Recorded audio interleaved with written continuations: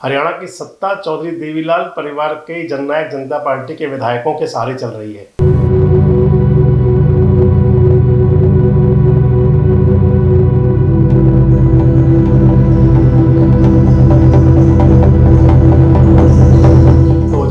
में विधानसभा का चुनाव होना है, वो चुनाव के अंदर ताऊ देवीलाल के परिवार की क्या भूमिका रहेगी।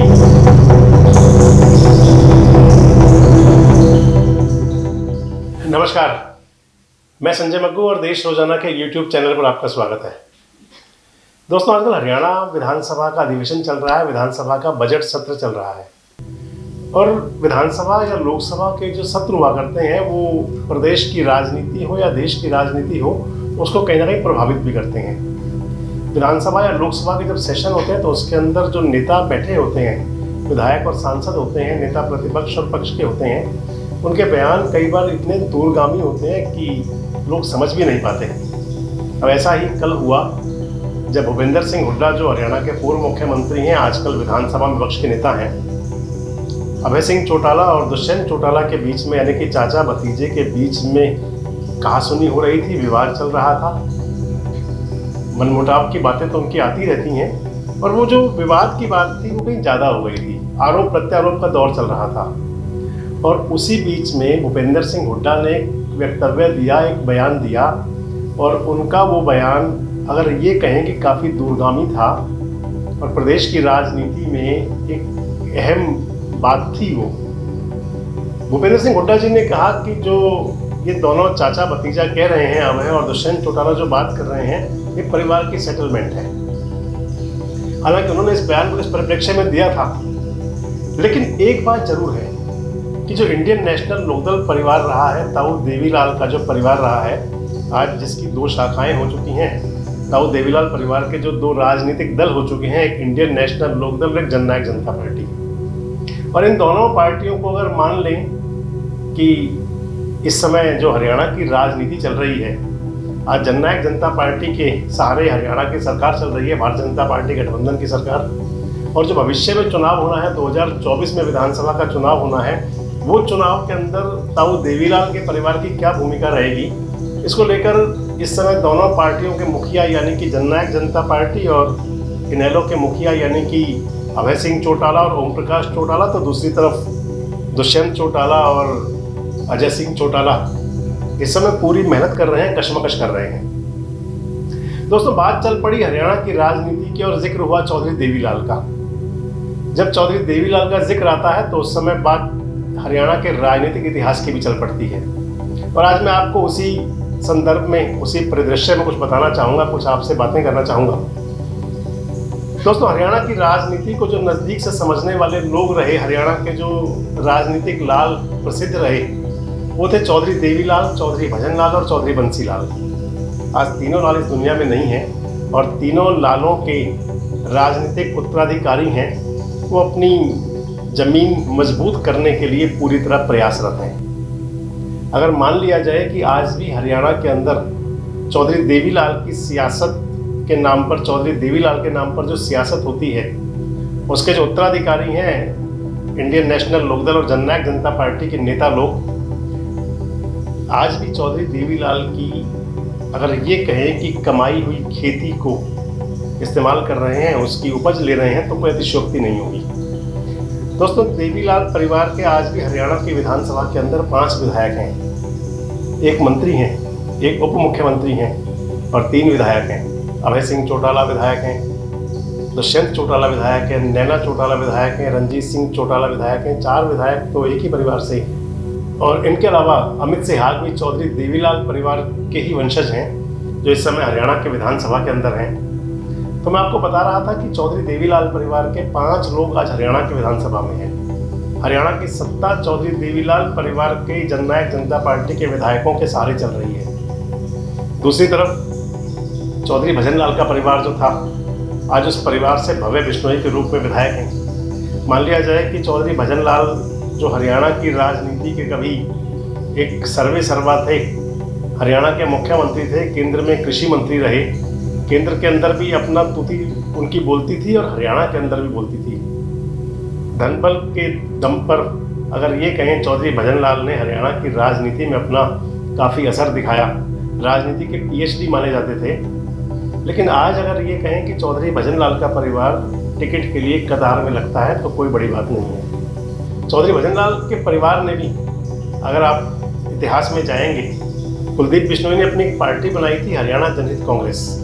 हरियाणा जनहित कांग्रेस ने हरियाणा के अंदर विधानसभा के 2 चुनाव लड़े।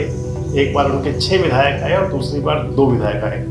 जनहित कांग्रेस के 6 विधायक आए थे तो उस समय भी राजनीतिक परिदृश्य सेम वैसा था जैसा आज है। यानी कि उस सरकार में उस समय पर भूपेंद्र सिंह हुड्डा को अपनी सरकार चलाने के लिए, अपनी वजारत चलाने के लिए ज़रूरत थी विधायकों की, लेकिन कुलदीप बिश्नोई उस मामले में ढीले पड़ गए और उनके 5 विधायक उनकी पार्टी छोड़ के चले गए। राजनीतिक कौशल नहीं दिखा पाए उस समय कुलदीप बिश्नोई। और आज का समय वो है कि जब चौधरी भजनलाल का परिवार, चाहे वो चंद्रमोहन हो, चाहे वो कुलदीप बिश्नोई हो, अपने राजनीतिक वजूद के लिए, अपने राजनीतिक विरासत को बचाए रखने के लिए टिकट की कतार में लगने के लिए मजबूर है। हरियाणा के जो तीसरे लाल थे चौधरी बंसी लाल ने भी न केवल हरियाणा प्रदेश अपितु देश की राजनीति के अंदर अपना डंका बजाया था। लोग याद करते होंगे, जो पुराने लोग हैं जिनकी सियासत में रुचि है, उनको याद होगा कि चाहे वो आपातकाल जैसा समय देश में रहा हो, और चाहे हरियाणा की वजारत संभालने का समय रहा हो, चाहे वो पाकिस्तान के साथ जब वार्ता हुआ करती थी वो समय आए हो, चौधरी बंसी लाल ने अपना हमेशा हुनर दिखाया, अपना हमेशा राजनीतिक कौशल दिखाया। केंद्र में रक्षा मंत्री भी रहे, हरियाणा प्रदेश के अंदर कई बार मुख्यमंत्री भी रहे। और एक समय वो आया कि जब उनका कांग्रेस से मोह भंग हुआ, कांग्रेस से अलग हुए, अपनी पार्टी बनाई, हरियाणा विकास पार्टी, सबको ध्यान होगा। और उस हरियाणा विकास पार्टी ने हरियाणा के अंदर विधानसभा के 3 चुनाव लड़े। सबसे पहला चुनाव लड़ा 1991 में, और हरियाणा विकास पार्टी के उस चुनाव के अंदर, पहले चुनाव के अंदर 12 विधायक आए, 12% वोट मिले। दूसरी बार फिर चुनाव लड़ा 1996 में, और 1996 के इस चुनाव में भारतीय जनता पार्टी से गठबंधन हुआ और चौधरी बंसी लाल हरियाणा के मुख्यमंत्री बने। ये बात दीगर है कि वो सरकार पूरी नहीं चली, भाजपा ने समर्थन वापस लिया, हालांकि बैसाखी कांग्रेस ने भी दी, लेकिन चौधरी बंसी लाल की सरकार नहीं चली। और बाद में एक चुनाव और लड़ा हरियाणा विकास पार्टी ने, 2000 का विधानसभा चुनाव, और उसके बाद में चौधरी बंसी लाल जी की पार्टी नेपथ्य में चली गई और धीरे धीरे वो पार्टी कांग्रेस में विलय हो गई। आज चौधरी बंसी लाल के परिवार की राजनीतिक विरासत को अगर देखें तो केवल मात्र एक परिवार के सदस्य हैं, किरण चौधरी, जो विधायक हैं। और किरण चौधरी की आज कांग्रेस में किस प्रकार की कंडीशन है, ये राजनीतिक लोग भली प्रकार जानते हैं कि रोज़ उनके बारे में नई नई बातें चलती हैं, और वो अपना राजनीतिक वजूद बनाए रखने के लिए पूरी मशक्कत कर रही हैं। तो मैं आपसे बात कर रहा था, वापस वहीं आता हूँ चौधरी देवीलाल परिवार पर।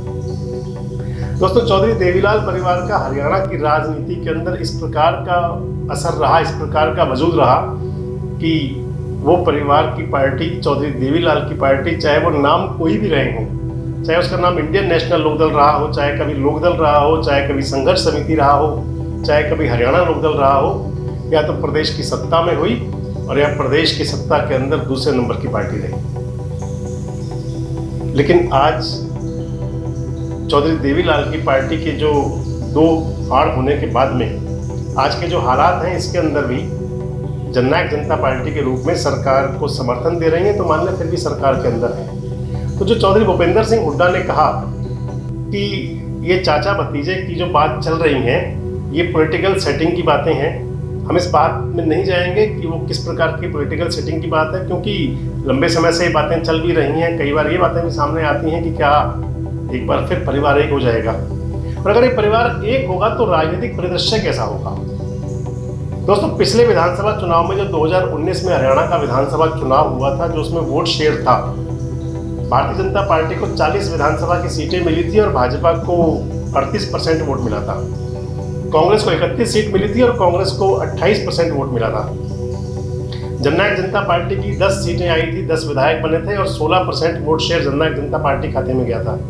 और इंडियन नेशनल लोकदल की मात्र 1 सीट आई थी, अभय सिंह चौटाला विधायक बने थे और 2.5% वोट शेयर मिला था। यानी कि चौधरी देवीलाल के परिवार का जो वोट शेयर हरियाणा के अंदर था वो 18.5% था, और वो उस समय था जब परिवार लड़ा हुआ था, परिवार 2 फाड़ था। मान लें कि चौधरी देवीलाल की राजनीतिक विरासत का जो फायदा मिला उस चुनाव के अंदर 2019 के विधानसभा चुनाव में, वो दुष्यंत चौटाला को मिला। और अब 2024 में जो विधानसभा चुनाव होने, मैंने आपको पहले ही बताया कि दोनों पक्ष, चाहे वो अभय सिंह चौटाला हो और चाहे वो दुष्यंत चौटाला हो, अपने पूरे राजनीतिक दमखम के साथ अपनी ताकत बढ़ाने की कोशिश में लगे हुए हैं। अब चौधरी भूपेंद्र सिंह हुड्डा का जो वक्तव्य था वो किस संदर्भ में था, उस वक्तव्य का हरियाणा की राजनीति पर क्या असर होगा? क्या चौधरी देवीलाल का परिवार फिर एक हो सकता है? क्या जो 18.5% वोट शेयर था वो वोट शेयर एक बार फिर बढ़ सकता है अगर वो परिवार एक होता है? और अगर वो परिवार एक नहीं होता तो क्या जननायक जनता पार्टी की ताकत जैसी आज है वैसी ही रहेगी, या फिर चौधरी देवीलाल का जो वोट शेयर है, जो चौधरी देवीलाल का समर्थक मतदाता है, वो इंडियन नेशनल लोकदल की तरफ जाएगा? ये सब भविष्य गर्भ में है। और क्योंकि राजनीति में रुचि रखने वाले लोगों को बहुत जिज्ञासा होती है ये सब जानने की कि भविष्य की राजनीति कैसी होगी, क्योंकि आने वाला वर्ष चुनावी वर्ष है और सभी लोगों की नज़र इस बात पर रहेगी कि किस प्रकार के समीकरण बनेंगे, राजनीति में कैसे समीकरण बनेंगे, कौन एक होगा, किसके अंदर अपनी डफली और अपने राग वाली बातें चलेंगी, कौन सी पार्टी का गठबंधन किस प्रकार के होंगे। जिज्ञासा आपकी भी होगी और जिम्मेदारी हम भी समझते हैं आपको समय समय पर बताने की। तो आज के कार्यक्रम में इतना ही। आने वाले दिनों में, आने वाले समय में हरियाणा की राजनीति पर और हरियाणा के राजनीतिक दलों के अंदर जो चलेगा उसके बारे में आपसे समय समय पर विस्तार से चर्चा करेंगे। बस जुड़े रहें हमारे साथ, देखते रहें देश रोजाना। नमस्कार, धन्यवाद। हमारे साथ जुड़े रहने के लिए देखते रहिए देश रोजाना का YouTube चैनल सब्सक्राइब कीजिए। साथ ही देश रोजाना की खबरें सबसे पहले देखने के लिए प्रेस कीजिए बेल आइकन।